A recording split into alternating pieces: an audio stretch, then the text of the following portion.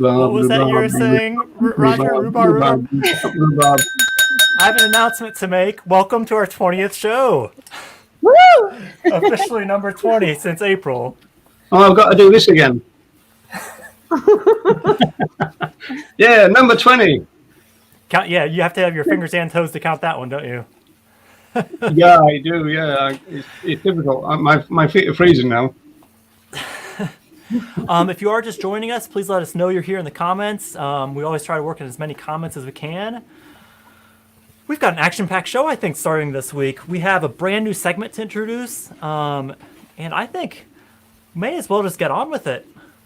Let's see here. It's time for the language liberation of the week.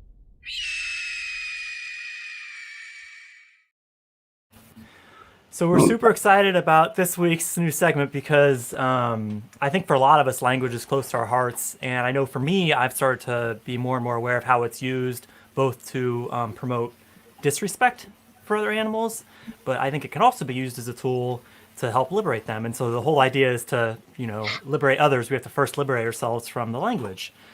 And I think one that is a very strong point for all of us is not referring to other animals as it. So if you are in the comments now and you're familiar with other non-vegans, but also animal advocates referring to other animals as it, please let us know, because I know for me, I've noticed it to be quite a widespread phenomenon, even amongst experienced advocates. And I think we often on the show talk about all kinds of nuances with language, but to me, this is the fundamental. And I would propose maybe 3 alternatives for it. I think other animals is probably the most versatile.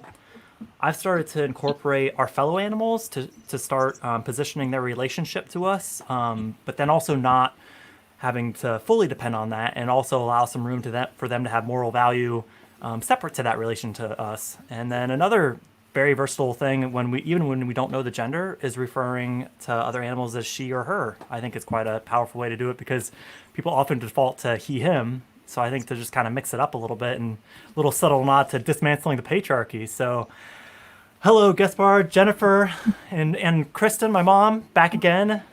Great to see everyone. Who's waving, apparently? Oh, hello. Hello. Jennifer. Hello. It is our 20th show, so it's a landmark, but plenty more where that came from. So what do we think? Alternatives to it? I think you had some thoughts around language in general, Roger. I don't know if you want to chuck those in there. Well, it's a general sociological point, which is that sociologists see social movements as claims makers in civil society, and so all social movements are really careful about the way that they express their values and they articulate themselves. In terms of kind of teaching social movement theory, the classic case is the feminist movement. That they changed language and then made it political, because, of course, going back to the idea of it grammatically, it's probably correct in the same way as people often call human infants it, which again is grammatically correct. But when you challenge that from our point of view, an anti-speciesist point of view, we're doing something political. It's not a question of whether it is grammatical or not. Yeah, kind of the moral versus the grammatical. And it looks like Sarah, as well as looks like we have a meeting of the moms. Tom's mom's here as well. Hello. Hi, Tom. Is there anybody here that's not a relative of one of the panelists? We talk about breaking out of the vegan bubble, trying to break out of the family bubble.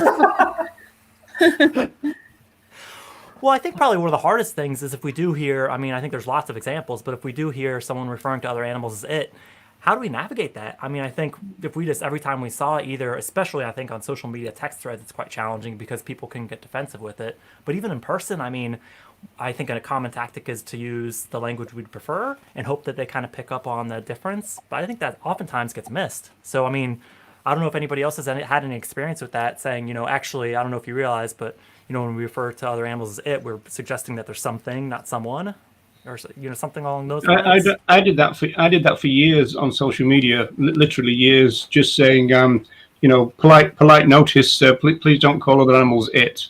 And a lot of people reacted very kind of, oh, blimey, didn't even realize. Other people reacted really kind of with hostility, oh, thank you, vegan police, that kind of stuff. So you do get a variety of responses if you do make the point, even if you're trying to make it as diplomatically as as you can, it still doesn't necessarily go down too well sometimes. Yeah, I think that's the tricky bit, isn't it? Trying to get that balance between raising awareness and not being the vegan police, and it's quite a tricky balance. And sometimes I find myself hearing it and just feeling like, oh, I don't feel this is quite the situation to bring that up. You know, it can be very difficult, and other times you do, and it doesn't get met very well. And just generally on language as well, I think it's important to remember that we don't know what we don't know. So sometimes until it is brought to our awareness, we'll be very unconscious about it. And if we think stages of learning, so we have unconscious incompetence first, which is when you don't know what you don't know, and that's you're not sure about what you're actually saying. Is that a known unknown or an unknown unknown? An unknown unknown. Yeah, exactly that. And then you go through so once you have the awareness, then you have the conscious incompetence. So although you might be aware of it, you might still then use the language because it's so ingrained in your habits and your conditioning. And so then what you need to do then is practice it. And this is where hopefully we can practice using that language ourselves so that we can break expectations. And by doing that, create opportunities to explain what and why we're doing it. And we then move into the next, that is our conscious competence, is the practice, because we're consciously using it. And then hopefully we move into the unconscious competence, where we're using it automatically, where we don't have to think about it anymore. So it becomes part of our habits. So we have to move through those stages. And sometimes I think we can catch ourselves using it or hear other people, even though they might be aware, they might be in one of those stages of learning where they haven't practiced it enough yet to I bet you everybody's had this experience, that if people get a bit riled up, that's when they might do it. And otherwise they might be quite careful with their language, and then if a heated conversation starts, I'm talking about actually a verbal one, then that's where it all might go. It's a little bit like ableism. I mean, what we're learning sociologically is that these oppressive forms are embedded into the culture of society, and so it's actually hard to navigate them, and you've got to kind of be aware of it, and you've got to think about it. And that's what a lot of people then who are kind of anti-PC are kind of almost like, oh, I don't have time for this. Well, of course, everybody should have time to try and reduce the amount of hurt that you're creating someone else. And also, our task in terms of the social movement is inherently political. So to say we don't have time for that, it doesn't really make any sense in a social movement context in the first place. I think, and the good thing, touching on what Jeremy said, is there's a broad range of words that would work. I mean, Jeremy, you listed quite a few examples there. I tend to sometimes use different words depending on the context. Recently, I started using they, because that can still work in a singular context, even though some people who I've debated this with say, oh, you can't use that for plural. But if we didn't know the gender or how someone wanted to be referred to as a human, we would still say they as a reference point. So, but yeah, I think by not doing it, we're devaluing the strength of our arguments, and we're kind of denying the individuality of the other animals who we're advocating for. Just weakens the advocacy, I think. Yeah, do you know what I've noticed? In fact, for some, not quite sure why, particularly at the moment, but I've noticed a lot of people saying fish instead of fishes, and again, fish is grammatically okay. It's just that fishes is much more political, and especially as animal advocates and vegans, we know that the individuality of fishes is always being compromised. They don't even count the ones that they kill; they just weigh them. That's how much we don't care about fishes being individuals. And so, even more than anything else, saying fishes rather than fish, I mean, I saw a video and it said fish is someone or something like that. It was kind of a weird statement. Whereas if it was a fish is someone or fishes are someone's, that would make sense. But fish is someone didn't make any sense within this context. I quite like a fish, because even though fishes is correct when you're dealing with multiple kinds of fish, fishes. A fish just navigates around that, I think, and still focuses on the individual. And that's being echoed in the comments here. I mean, I think Jennifer's got a good point around how to kind of highlight it without it bringing up people's defenses. Is actually just kind of a jokey way talking about how it kind of ruins, our argument to refer to other animals as it. And also just about how in different cultures, this is kind of to your point, Tom, if we don't know the gender, they, I think, is quite a good default. Because I think I've had those discussions too where people insist on the grammatical implications, and it's like, well, hang on a second, what's our priority, grammar or morality? And just echoing some of those things that, it really does imply that other animals are an object versus a living being, which is at the center of what we're trying to deconstruct. So if we're reinforcing that through our language, kind of setting ourselves up to fail from the start. Is that a typo from Gaspard, the lake of it? Is that a typo? Or? I don't know. Maybe they can clarify in the comments. I just take it to mean that, just in general, that it is seen as oppressive. And Yeah, sorry, Nora, I cut you off. Don't worry about it.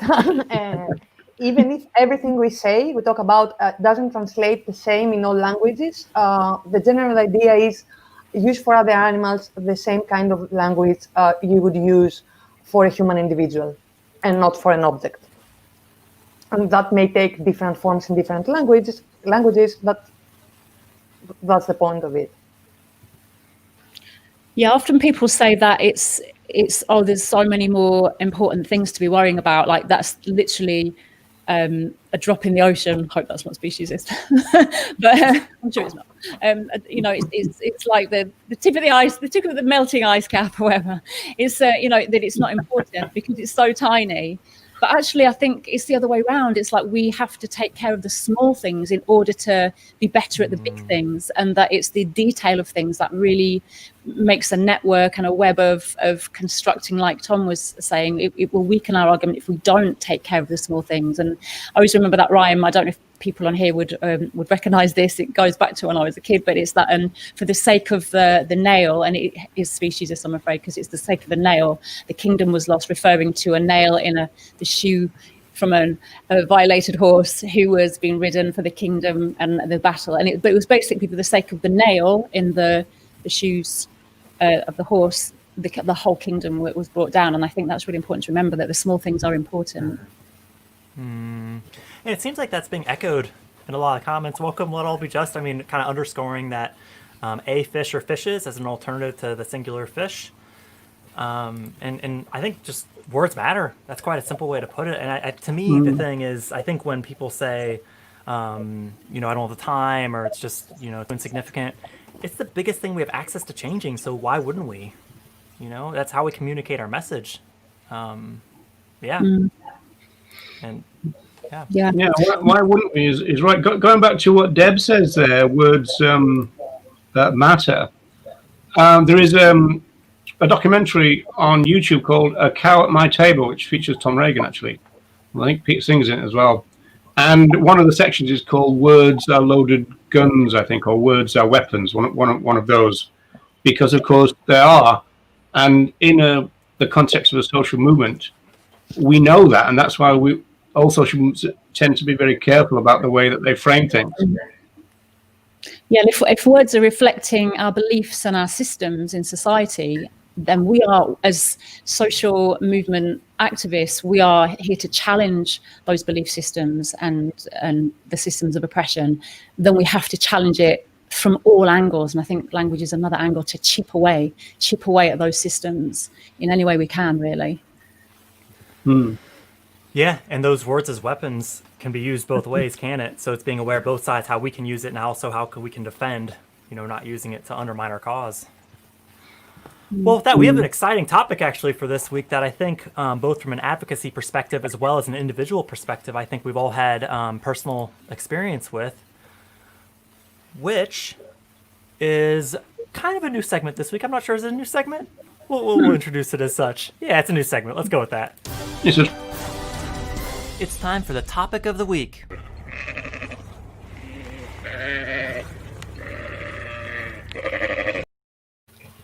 I love that, man. I love that. Just from this week at Friend Farm Animal Sanctuary. So. Oh, so amazing. Yeah, so this week's topic of the week, TOTW, is all about vegan purity. So we thought that this was an important topic to explore because, firstly, we don't live in a vegan world, so it's impossible to be 100% pure. And as we all know, the use, oppression, and violation of other animals is ubiquitous and so deeply ingrained in every part of our culturally speciesist society. And secondly, because of that, this affects all of us. And yet I feel it's something that we don't really discuss that openly. And I think perhaps one of the reasons for that is because there is a lot of shaming that goes on in the movement about how pure you are and how good a vegan you are. But I think, and if there's one thing that we avoid as humans, definitely it's being shamed, publicly shamed. It's one of the things we most abhor. But wouldn't it be better for the movement if instead of shame, we had an environment that supports, encourages and empowers us as vegans to become better vegans, to evolve and always be expanding in our veganism? But in order to do that, I think we have to have open, honest dialogue and with each other and feel safe to do that as well, so that we don't feel bad about not being the perfect vegan, which of course is impossible in a non-vegan world, but just be sure we're doing our best every day and being open to taking steps. And then also knowing how we can support and empower others to do that as well. So we become allies and not bullies. So I think we felt this was an important thing to open up to. Yeah, it's a big topic, both within the vegan community as well as just advocating, when we'll get into that a bit later, I guess. But I think to me, it's kind of a similar thread to the language topic, because I think if people are open, we can have some really good dialogue. Because I think a lot of those Facebook threads, I think we've all seen of, actually you're not vegan if you do that. It comes from a good place. It comes from a place of trying to advocate for other animals. However, obviously it's not always received that way, and it can teeter into that kind of toxic space where it's just literally, like you say, shaming each other. It can be tough to read through a screen what people are thinking, though, isn't it? Yeah. Yeah. And the question there's is, loads of examples, isn't there? Do we take life-saving medication that's been tested on other animals, for example? Yeah, and because there's quite a few areas that we could explore, I guess. And I think for all of them, whether it's medication, whether it's working in a company that doesn't align with your values, whether it's eating with non-vegans, I think the question I think we have to ask is, where do we set our boundaries? If it's not possible to be perfectly vegan and 100%, where do we put those boundaries? And do we draw those lines very rigidly? Or do we have blurry lines in pencil that we're always reassessing or assessing on a case-by-case basis as well? And I guess that's going to be different because we all have different, very individual situations and circumstances in each situation. So there's another side of the purity coin to what Jeremy was saying, because obviously it's very uncomfortable, isn't it? You're not a vegan, all this kind of stuff. I had a debate about vegan purity with Paul Watson a couple of years ago, and I was kind of saying, well, not everything can count as vegan, so you've got to have some kind of criteria, and sometimes in the movement, especially from the reducitarian strand of the movement, they use the word purity to be critical of those who are trying to be morally consistent, and so there are several uses of this word, and so it's then shaming if you're just trying to say, well, that's let's try and be morally consistent here, so that rules out X or Y. Difficult. Oh, and thanks for I guess part there for So it's the Barthez thing. Black versus lake. I kind of liked the lake idea. It sounded quite symbolic. Yeah. It's it floating around in the middle of this lake that we have to navigate. It's very artistic. Well, yeah, and Bob's raised the point around, seems the starting place for this discussion might be the difference, if we believe there is one, between animal rights purity and vegan purity. While AR activists are vegans, many vegans are not AR activists. Example, Gandhi, Singer, Reagan, and others that drove the concepts of animal consideration were not pure vegans. Obviously, I see a clear difference between vegan purity and animal rights purity. I guess that's maybe one that we all see a bit differently. I mean, I think taking a step back, I think the word purity has been seen as a bit of a slur word, like almost like the vegan police in that, when actually we should be seeking purity. I think the difference is we should be seeking it for ourselves, not dictating it to others. I mean, I think setting that end goal of veganism is really important. However, I think when we're advocating for veganism, it's a matter of people figuring it out as individuals for themselves, what that means. But to Roger's point, it has to mean something. But isn't that phrase "pure vegans" interesting as well? Though in that, I mean, what is one of those? Yeah. And also there is a bit of confusion around the definition and the word practicable in the definition, which is translated differently from every person. And I don't think that this means I went to a restaurant, they didn't have any vegan dishes, I had to eat the vegetarian one. This is not the meaning of practicable. I mean, there are some, let's say, guidelines to being vegan. Not everything is vegan, as Roger said. And not being vegan once every while, it's not being vegan in general. So when we refer to gray areas, we are not talking about this, what is convenient or easy or possible for us in our everyday lives. I think Roger, I really agree with what you said there, Nella, as well. And I think Roger chose quite a powerful word, which is consistent. Actually, if we're, how do we be consistent ourselves every day? And I think as long as we're coming from that place of integrity within ourselves, and actually, like you said, Nella, practicable doesn't mean what's convenient; it means what's feasible and possible. So it is, if there isn't an option there for you to eat, there will be something. I know, because I've been there. I've eaten a pack of nuts and crisps for lunch. So there are feasible options, even when there might not be a vegan option. That doesn't mean that you go in and I'll just have eggs today, then, or I'll just have that with cheese in it. That doesn't mean that. It means it's possible for you to have something to eat, or to walk away from that restaurant and have something else, or whatever it might be. It doesn't always mean, it's not convenient for me, or it just, in that moment, I just decided, oh, well, what the hell?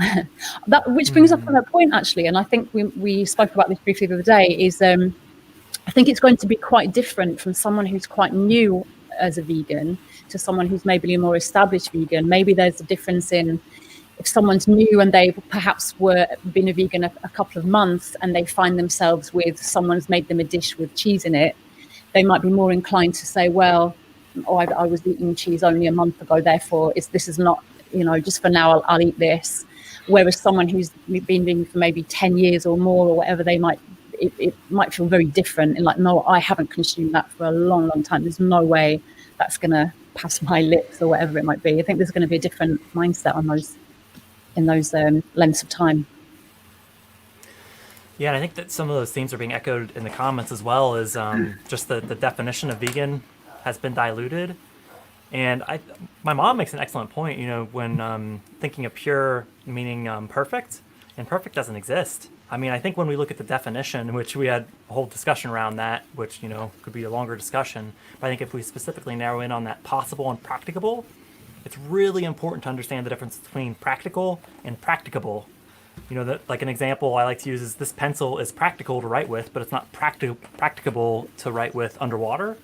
And I think it's good to be honest with ourselves that there are situations in this deeply specious society where it's not practicable to avoid the things we want to avoid.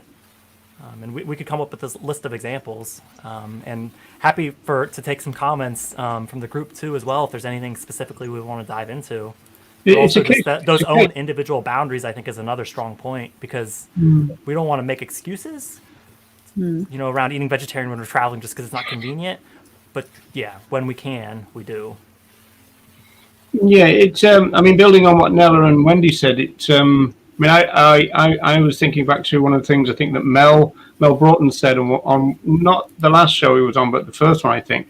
We were talking about how the sad sometimes you would have a bit of trail mixed or something, and that was about all, to eat all day. And since practicable means capable of being accomplished, if you go to that thing about, well, there's no vegan options in this particular restaurant, but then if you think, well, is it capable that I can survive the day, without giving in to this particular restaurant limitations, as it were. That puts you in a different ball game. Then it just means that you have to put yourself out a bit more, I think, doesn't it? Mm-hmm. Yeah, I mean, I was at an example, to give a real life example. I was at I did a hike a few days ago, and I went for a coffee with two of the other people on the hike, and they chose a place which had no plant milks. They selected a beverage with cow's milk. I said to the person there, is it okay if I go to the coffee shop across the road with another drink and drink with my friends? Because there's nothing here for me to drink. And the person kind of acquiesced and said, okay, that's fine. I appreciate that might not be feasible in other situations. You may have people may be inclined to just not choose anything. That's how I managed to navigate that situation. Also, I think sometimes sorry, Roger. No, go ahead, Wendy. It gives you an opportunity to make a point in those restaurants as well. So rather than giving in to those people and saying, oh, okay, then because it's not here, I'll give in to what you're offering me. It's making a stand and saying, actually, you're not giving me anything that I will eat, and so therefore I'm going to go somewhere else. I'm actually making a point of it, and so therefore you might have actually sowed a seed there, Tom, that coffee shop will now make sure they're going to get some plant milk in there. Do you know what I mean? So you're actually pushing the envelope all the time with these opportunities by not giving in and making a point of it, and actually we're stretching veganism rather than actually just going, keeping it where it is. We have to keep pushing, and that's a good place to do it. And also, when we act like that, we make clear that veganism is not a dietary choice. It's a moral thing, so it's a philosophy. So people will stop at some point. I hope that people will stop seeing veganism as a dietary choice that you can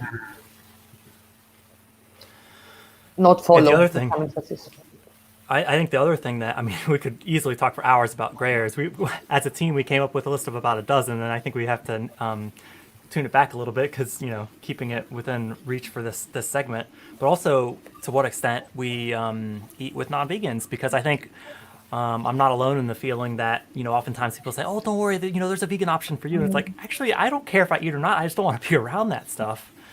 So it's where drawing lines that looking at non-vegan barbecues where they've got animal bodies out all over the place, and some of those things.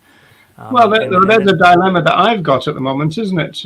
I think the team know about this, and you certainly do, Jeremy. But what do the people in the chat think? I've been invited to take part in a TV show where they sit people down over a meal, and the people who are sat there over a meal are looking for common ground because they don't ostensibly agree on virtually everything. And of course, that means that I'm going to be expected to have a meal with a non-vegan in a kind of COVID-safe way. I don't know how that's going to work, but part of me thinks I'm not actually going to do that, and another part thinks, well, it'd be quite good for people to see that vegans can be quite calm, rational, and reasonable, and answer the points and make a few points. So I'm still kind of toing and froing on it, really, to be honest. Is there an opportunity there, Roger, to actually say, I'm really willing to do this, I'm very interested, but it's very important to me that I'm not around non-vegan consumption? Is it possible that we would both have a non-vegan meal, a vegan meal, sorry? Is there a possibility to Yeah, I think that's a possibility, but then you think about what was the consequence of that request as well, in terms of, how could they spin that kind of thing, Well, what kind of claim would we be making with it? Because I think it sends a strong message that we're opposed to something, doesn't it? Yeah, but it ties in with the Liberation Pledge, doesn't it? And yours is a unique situation because this obviously has a broad market. For me, when I look at it, it's selfishly a bit of self-care first, which is I don't want to be around it. But in your example, the opportunity to get the message out. So yeah, if you were given the opportunity, let us know in the chat. Would you eat with the non-vegans, or would you insist that the food's animal-free? Trying to get you an answer, but Might not get it for you Yeah, today, Roger. we need a poll, Jeremy. We need a poll for the viewers. Yeah, we need a poll. Getting a whole lot of this.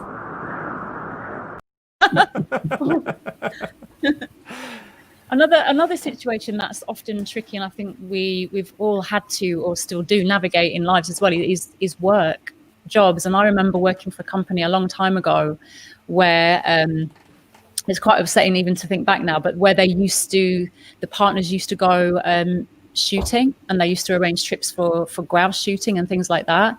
And as their main PA, I used to be expected to organise these trips, and it got to the point where I just refused, and I actually used to pass the work on to other secretaries and things like that, because it was so upsetting, and I obviously didn't want to be part of that. But then it's like, you step back from not booking a shooting trip, but then you go into the fridge and there's calf food in there, or you're expected to go for lunch and you're eating with everyone else who's consuming violated other animals in there. And it's like, again, going back to the boundaries, where do you draw the line? It's okay, so I can refuse not to book the trip, but I'm still a part of so many other violations, or I'm around so many other violations every single day. Or in the boardroom, it's the chairs are made from the skin of other animals. Do you even go and sit on those chairs? It's around us everywhere, isn't it? How do we even navigate this? It's very difficult. I'm so glad that I'm not working there anymore, but I know that people are working in these environments every single day and having to do things for work that is so misaligned with their values. There's a famous case where Morrissey was supposed to be being interviewed by Russell Brand. Yeah. And he wouldn't sit on his sofa because it was made out of leather, which is kind of interesting, because Morrissey was a vegetarian, probably still is at that time. One question about purity that interests me is in relation to investigations. I saw an activist talking about how, because they do investigations in slaughterhouses, they've got to do X, Y, and Z, have selfies with the slaughterhouse, people be very friendly with them, and all that. And if you're in an investigation situation and you're kind of undercover, what goes on in the canteen? And do you compromise that? Because I know I certainly couldn't do that, but I think some activists have done that. But also I do know that some of the famous undercovers, especially vivisection, for example, they were carried out by non-vegans, so they didn't have the canteen problem.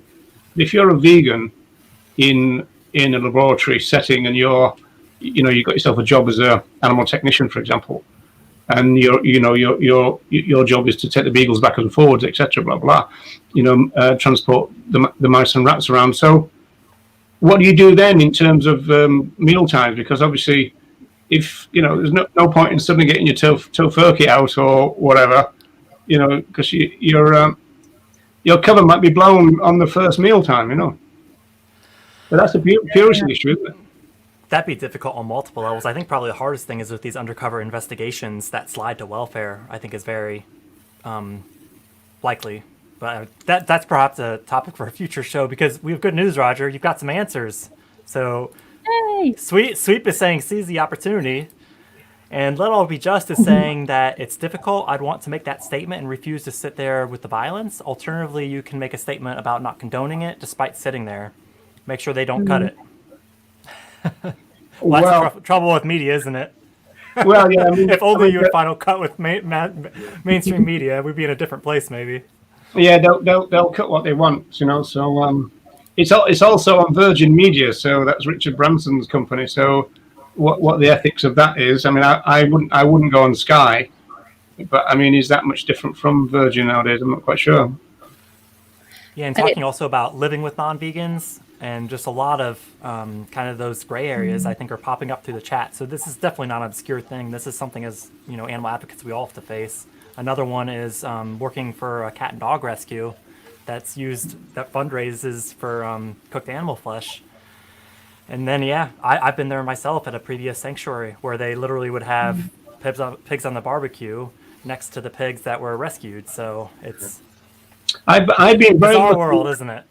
I've been very lucky in that respect, to be honest, because the sanctuaries that I've known have been run by vegans, even right back to when is it, folks? back to the 1980. Freshfield Animal Rescue in Liverpool, run by vegans, and obviously back in the day, like now, near Dublin, run by vegans. So I've not had that. The idea of an open day when suddenly they get the rashers or the bacon out, and to promote an animal sanctuary is not something I've ever had to negotiate, and I think that'd be very difficult. You do hear about sanctuaries, doing things like selling the eggs from the resident chickens there and things like that, or having horse ride. I've heard of horse riding on the back of horses, should I say? And someone even mentioned therapy, using horses for therapy at sanctuaries and things like that. And I think we had a conversation a long time ago, and it does. Well, mentioning no names, there is a very famous, or at least a sanctuary run by somebody very, very famous in the movement that was caught by this idea of selling the eggs. And it's interesting because there's kind of you can make an interesting argument for and against on that.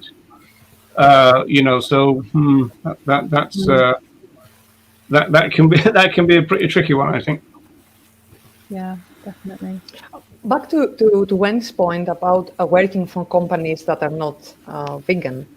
I think that most people, after a while, try to change jobs, or they find some kind of a solution. But we must not forget that there are individuals that are not privileged enough to do that. For example, in my previous job, they asked me to translate something that was called, it was a series of a TV series called Guns, Fishing and Hunting. And I refused to do so, and I was without a job. But I had the privilege, and I was lucky enough to be able to go and live with my sister for a while and not having to work. And I understand that many people are not that privileged, especially if they have families and children and I don't know, mortgages. So it's boundaries. It's a personal thing, and I know many people that feel guilty about the kind of work they do, like working in cafes, for example, that they don't serve only vegan food and having to touch everything and serve everything. There's basically no. What's the saying that you often say, Roger? There's no pure ground. There's no pure land. Yeah, Andrew Lindsay said that. Because you think about employers. Even so-called vegan companies are oftentimes promoting welfare, which here at the Animal Rights Show, I think we'd struggle with.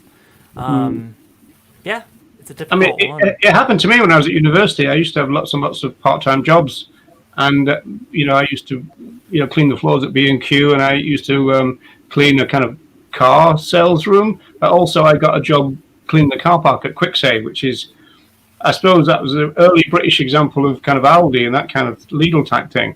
And it was called, their own brand was all just white, and it's called No Frills, because we had a football team and we called it No Frills. Anyway, my job was to clean the car park. And then there was a shortage of staff, so they asked me to work inside for a week. And I found myself then, kind of stocking freezers full of, body parts and stuff. And so I thought, I knew I was going to go back to the car park, but and so it was a question of, well, for what, to make a stand for 1 week. It was a dilemma. Tell you another moral dilemma, which relates to animal sanctuaries, and again mentioning no names. This interest where sometimes battery units will often start to involve animal sanctuaries in their business model. So, for example, they will the animal sanctuary will buy spent hens from a battery unit and then distribute them around the country to people who have got backyard hens. And the problem there often is the fact that the people owning the battery unit are probably getting more per hen that way than if they sent them to slaughter. And so the actual sanctuary situation is being brought into their business model. And then you've got the, say vegans are promoting this thing, go and care for some of these hens who otherwise would have been killed, kind of things. So, it ends up being a bit of a kind of complex moral dilemma, because if you refuse to help the individuals, you're going to condemn them to death. At the same time, if you help them, you're helping a battery farmer pay for the next lot of chicks. So it's a real dilemma, that one. It's always a tightrope walk, isn't it? Well, I mean, I think we've talked a lot. So go ahead, Wendy. Oh, sorry, I was just going to ask you to put that comment back up, because I just, I think it was it Gerard? Yes, it was there. Gaspard, sorry, I thought I saw Gerard. I think that's a really important point that Gaspard makes, in that sometimes I think it's trying to get that balance between our own values and self-care, as you mentioned earlier, Jeremy, and also that balance between not isolating ourselves and getting that disconnection and alienation. I think it's trying to find our own individual balance with that, because the more we isolate ourselves from the non-vegan world, we can really shut ourselves into a bubble, but then we're not in the society that we want to affect change in. And sometimes it might be, but yet we still have to be true to ourselves and not make ourselves or bring harm to ourselves by being in misalignment with our values and creating that dissonance that we get, that cognitive dissonance of misaligned values and actions. And I think it's, again, negotiating our own boundaries all the time and being discerning and probably case by case. And in this situation that Gaspard mentions, this person probably much more effective and productive at putting the vegan message out there by not isolating themselves away. So I think that can be an important point as well. And same with Roger's situation. Sorry, is like, where do you how strong do you hold on to those values if there's a bigger effect to have, like Roger breaking out of the vegan bubble with this TV show? It's very difficult, but sorry, Tom. I was just going to say that to Roger's point, where he was working at QuickSave. Is it QuickSave you mentioned? In the UK, with the recent legislation change, soon to come into change, with vegans being protected under the Equality Act as a philosophical belief, following the work from the UK-based activist Geordie, I've forgotten his surname, but I wonder if that will present opportunities for other vegans to push the boundaries in their places of work, to them to refuse to do things or want to do things differently, which would align with their ethics. I don't know if it would work in that example, but certainly in other examples, of getting a uniform or something that was made from animals, a vegan would probably have the legal remit to say, I'm not gonna wear that. Give me a vegan replacement for that. It's interesting to see how that plays out though in the future. That used to be a problem for vegan prisoners, although luckily they used to have plastic shoes in prison. So, there's a lot of worry about what if they're all leather, but they weren't in the end. Probably a whole lot of cases like that going forward. And I think I've discussed a lot of practical situations already, I think, as individuals. I think possibly one of the hardest things is to do this when we're advocating to non-vegans, and how to set that end goal of veganism when we're getting pushed back up against it, which brings us to our next segment. It's time for the objection of the week.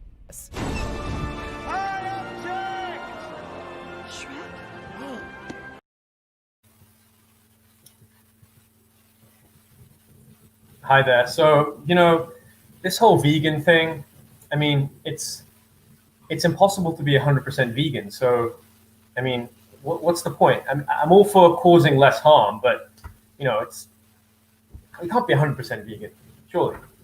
No, you can't. That's true. And being vegan is not about being perfect. It's about doing your best to reduce suffering. And 3 times a day, when you have your meals, you have a choice to make. You can choose cruelty, or you can choose compassion and kindness. Well, I understand. I mean, I like to choose meat from compassionate farming and higher welfare farming, and I try to limit the amount of choices that I make, that are certainly less cruel. So yeah, I'm all for that. No, but cruelty is everywhere. Even when animals are free range, let's say, or humanely killed, cruelty is everywhere. They have to suffer. So choosing anything other than vegan doesn't help the animals. Yeah, I mean, I see what. No, Go ahead. I see what you're saying, but sometimes it's just too difficult, and I think that I can, I'm certainly making less cruel choices, so I think I'm doing enough. I don't think that there is less cruel. I mean, you choose cruelty or you choose kindness. And why choose anything else when you can choose kindness, when you can be kind?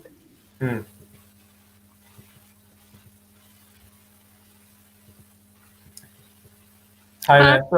So yeah, this whole vegan thing, I mean, I've heard a lot about it, and I just think that it's impossible to be 100% vegan. I agree that causing less harm is great, and that's cool, but I just think, what's the point? I mean, you can't be 100% vegan, so why should we be vegan? Well, first of all, I wouldn't disagree with that. It's not possible to be a pure vegan 100%. And the reason for that is because we're living in a non-vegan world, and our world is built upon the backs of other animals. So, we violate their rights in everything we do, and we use their bodies for everything from our food, our clothing, entertainment, for sport, for breeding, for what we might call as pets, I would say animal companions. We're testing every product and medicine. But would you say that just because we can't be pure and do things perfectly, that we should do nothing? Would you say, is there anywhere else in your life that this applies? I mean, I'm against other human rights, violations, and I try avoid contributing to that. So yeah, I would agree that for humans, for sure. But yeah, that's really upsetting that it's so systemic and widespread. I just don't know what I can do as a single person. Like, how can I actually even make a difference? Like the way you describe it, it's everywhere. And so, yeah, it is everywhere, and you're absolutely right. And if we do kind of consider the human rights aspects like you just mentioned, I mean, all social change starts somewhere, whether it's the abolition of slavery or the civil rights movement or women's rights, gay rights, transgender rights, whatever human rights we might be thinking about. So, and for example, we don't have a world where without raping and murdering humans, but does that mean because we can't eliminate all rape and murder that we shouldn't do our best? So I think the question is not, can I be a perfect vegan, but what can I do? And as with all these social justice movements that we just mentioned, veganism, which is a social justice movement, is not about a diet. I just want to point that out as well. It's about respecting the rights of other individuals. So it's about asking ourselves each day, what can I do today to respect other individuals? And then ask that same question tomorrow, and then every other day going forward. So that's what it's about, really. Okay, so I need to think more about the individual choices that I make and how that has an impact. Okay, I mean, it sounds like a lot of work, but you've certainly opened my mind to thinking about it more. Yeah, thank you. Pleasure. This has been the Objection of the Week. That explains a lot. Also, We're back in the studio.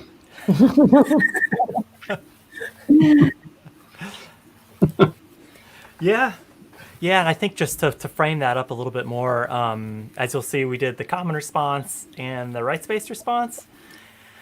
And really, I think, I don't know what everybody else knows, but definitely on the first common response, the focus was on suffering, cruelty, kindness, compassion, all these things. Whereas on the rights-based response, it was really about respecting the individual.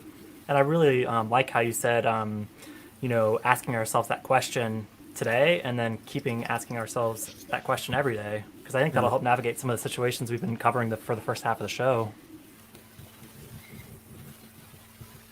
Nella, did you have a list with cruelty and torture and love them? Not really. I forgot mercy.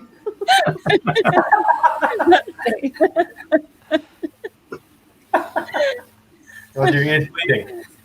Is it safe to uncover my ears now? Well, Bob's made a good point around it. I think you did this, Wendy, is talking about it not being a diet. I know Nell mentioned it earlier on in the group discussion, and really shifting away from it, because even though food's the focus, that's obviously not the entire scope of, be it veganism or animal rights, however we're framing the conversation. Absolutely. And, yeah, and maybe we can go through a couple of these other dilemmas that have come up in the comments, just around navigating a non-vegan existence. Is that's a loaded question, that one. Even the terminology infestation, is it our home or is it theirs? Yeah, exactly.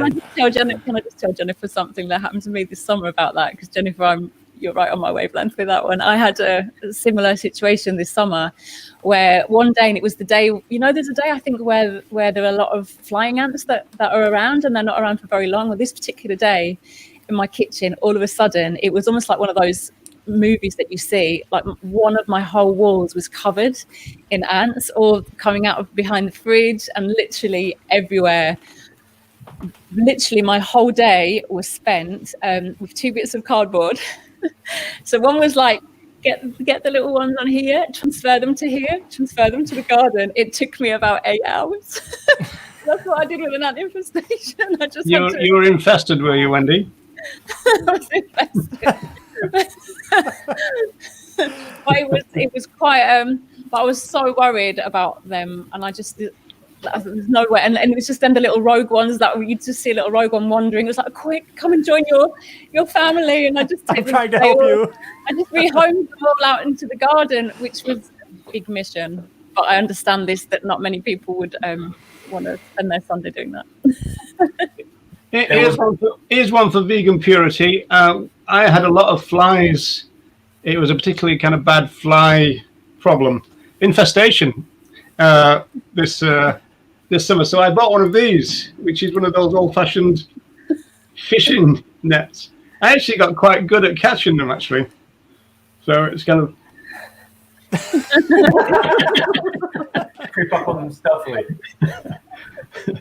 I should have filmed it, camera in one hand, and To speak on that example, there was an incident where I live. I live in a block of flats in Guildford, and there was one of the residents drew attention to people in the committee, the residents committee, that there was a wasp nest, which they had located themselves in quite close to a number of the flats.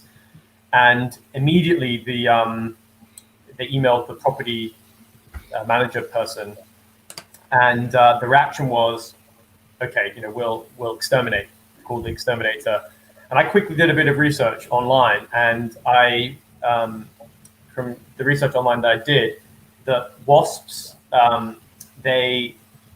towards the end of the summer period, they'll gather food for the nest, but then towards the end of the summer period, they don't need as much food, but they still want to get the food, so they're very hungry. But so they're always buzzing around. But what happens is, if you wait until I think the autumn, like September, October, is that the queen will leave the nest and go somewhere else, and all the other wasps will follow. So you can wait to do anything. You just wait for them to leave, and then it can be sealed off. I raised this with the people in the committee, but they decided to go ahead and kill the nest. Primarily, I think it was because they were concerned that the wasps would attack small children who were there. But from my understanding, wasps only attack if they're provoked. So this is a kind of a speciesist stereotype of wasps that was kind of more likely that the children would attack the wasps in the same way as we've all seen this, haven't we? Kids who try and stomp on pigeons in the street. Never understand that. You think, I blame the parents. But going back to not just kids. I've had to tell off adults for throwing rocks at seagulls and stuff on the water, and rats with wings, vermin. It's interesting that. I mean, that's one of the categories thing, about socialization. But Tom, did you Google ants as well as wasps? I didn't. No. But I mean, isn't there a kind of you see, I don't really know how an ant colony kind of works, whether there's some kind of, as it were, prime movers leadership. I mean, is there a queen ant? Yeah, you did Do ants have a private donor? well. Yeah. But there are always solutions. I mean, there are, if you look on the internet, there are herbs you can burn in the house if you have insects in the house and then they go away without getting harmed. There are solutions if someone is willing to look into them. There are even, there are kind of vermin control people who have that as a job. Well, there are actually ethical versions of that as well. People who are out there with humane modes of kind of dealing with kind of these kind of issues as well. So there are people Presumably they don't have names like Rent-A-Kill. No. So do you know any of those then, Wendy? I do. I know someone. There's a person that one of the sanctuaries that I go to, and he does it for a living. He's got a van. I'm trying to think of his company name, but I can find that out. And there's also someone else who gets recommended, who I think might be based in Scotland. I think he might be called Kevin. That's all I can remember. But I know there were a couple of people who definitely... Oh, it's easy to find. It's easy to find somebody in Scotland called Kevin, isn't it? Yeah. Just ring Scotland and ask for Kevin. Ask if they've got an ant person, with the ant music. Adam Ant. Used to love Adam Ant. Yeah, I think another dilemma that Deb's brought up is, single issue problem around puppy mill protesters aligning themselves with, quote, responsible breeders. So I mean, that's a lot to unpack around that. But Deb's also mentioned just the difference between kind of pleading welfare language versus actual rights language. I think that's what we're really trying to tease out during that objection segment, because I think another interesting thing is that I've noticed more and more is the movement oftentimes makes the claim of veganism being a choice. And I know I've moved away from that, because if it's a moral obligation, it shouldn't be, if you choose it, great. You don't, fine. It's actually, something we should be doing, full stop. Interestingly, Jeremy, I think that you raise a good point there, because when people will, if you're in a situation or someone's helping you in a supermarket, you're finding a product, and you look at the label and you say, well, they say, oh, that's not vegan. You can't have that. But in actual fact, I won't have that, because it's simply not an option that I'm prepared to entertain in that sense. It's a strong point. But Bob's point there, Jeremy, is interesting. Yeah. Talking about self-defense. Yeah. And it's obviously gets into the gray subjective area pretty quickly, but yeah, Steve Best came up with this idea a few years ago called extensionist self-defense. So basically, if you knew down the road there was a vivisector, and then you knew that when they jumped in their car at 7:30 in the morning where they were going, by taking action against them before they got to work, as it were, would also be classed as a defense, because you're defending those that they're on the way to exploit and oppress. It gets very tricky, but it's a kind of nuance about self-defense, because of course, even in human rights theory, there is the concept of self-defense. If you've got somebody who won't respond to rational argument and they insist on attacking you, you can defend yourself even with lethal force if necessary, although you'll probably have to then go through a court case in order to find out the ins and outs of it. But you can do that, so obviously in terms of it's a little bit like the mosquitoes and all that, the locusts kind of problem, because if we can defend ourselves, to what extent is it legitimate to defend our food sources? And that would then mean deer or deers, they're a problem as well, in the sense that their population tends to grow until there's a die-off. But during the time when the die-off is beginning, they become very hungry, and so that's when they're going to, invade human spaces to find food, but like rogue foxes. there's lots of these kind of moral dilemmas. Yeah, and Bob's mentioned another one specifically around fire ants. So yeah, it's a lot of tricky ground to navigate. You touched on something I thought was quite good in the rights-based response is the move towards discussing human rights, which I think as animal advocates I appreciate as a movement issue, perhaps, where we want to go with that. But I think it's quite a strong flip it tested approach. Would we be talking about, I can't perfectly avoid human rights violations, so why even bother type thing? We do everything we possibly can. Obviously, within human rights, there's going to be challenging spaces too to navigate. Yeah. Well, 20th episode in the books. If we have any final words of wisdom, this is your chance to get it in there.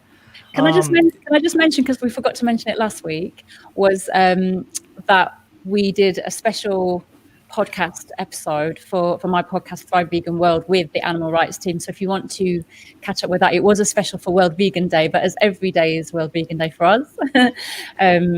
If you want to catch that, it's a two-parter, but it's all around vegan issues and what we navigate as vegans. So catch that on, it's Thrive Vegan World, and you can catch that on all kind of podcast platforms. Yeah, folks, if you haven't had enough of us of seeing us rabbiting away about things, you can actually hear us do it too.